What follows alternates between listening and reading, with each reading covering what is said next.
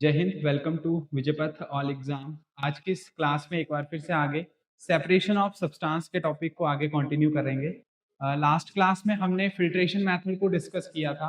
Next जो है आज का हमारा सेक्शन है दैट इज सेंट्रीफ्यूगेशन। सेंट्रीफ्यूगेशन का मतलब है अपकेंद्रणीय। ठीक है, तो इसके बारे में थोड़ा सा हम जानेंगे कि किस तरीके से क्या क्या इंपॉर्टेंट यहाँ से क्वेश्चन बनते हैं और सेंट्रीफ्यूगेशन का एक्चुअल में मीनिंग क्या होता है। It is a method used to separate the fine particles suspended in a liquid। यानी कि ये मेथड जो हमारे पास सेंट्रीफ्यूगेशन मेथड है, ये किसी एक लिक्विड पार्टिकल के जो भी फाइनेस्ट पार्टिकल है उनको सेपरेट करने का एक मेथड होता है। लिक्विड लिक्विड कोई भी चीज ले लो, जैसे कि गीले कपड़े हैं, ठीक है, उनके अंदर जो पानी है तो उसको अलग करता है। ठीक है, ये चीज ध्यान रखनी है। ये मेथड क्या करता है? To separate the fine particle suspended in liquid. Liquid के अंदर जो भी फाइन पार्टिकल हैं उनको क्या करेगा? बाहर निकाल देगा।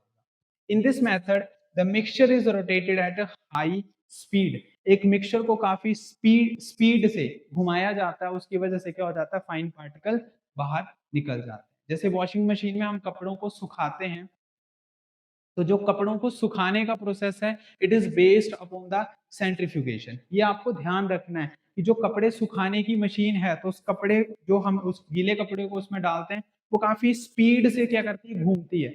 जब वो काफी स्पीड से घूमेगी तो उस लिक्विड को वो बाहर निकाल देगी और हम क्या कर सकते हैं? उसको सुखा सकते हैं, यानी कि उन कपड़ों को अलग कर सकते हैं, ड्राई कर सकते हैं। उसी तरीके से एक मशीन आपके पास यहाँ पर दी गई है। जब भी हम कोई ब्लड टेस्ट करवाते हैं,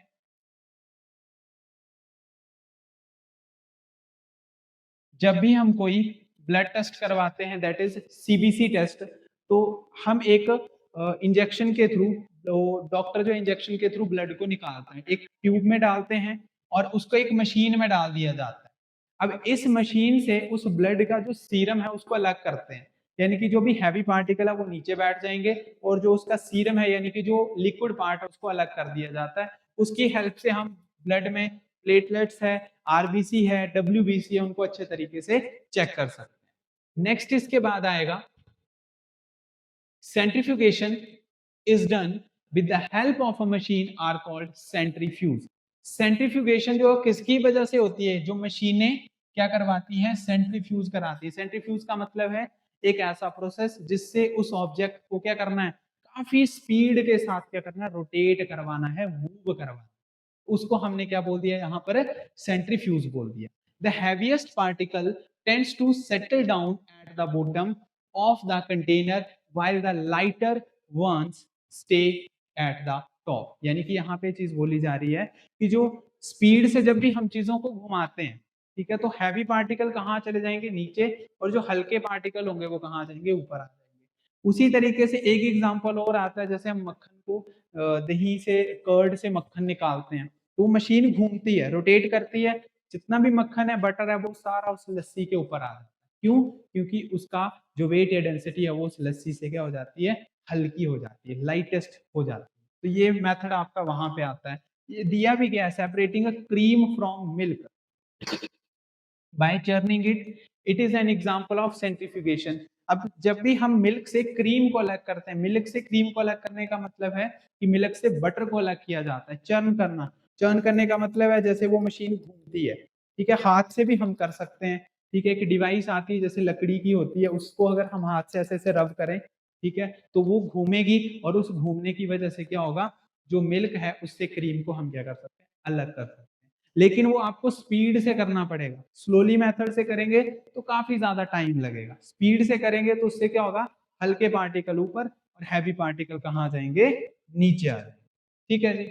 नेक्स्ट पे आएंगे centrifugation. Centrifugation is widely used in dairy and at homes to churn out butter from cream.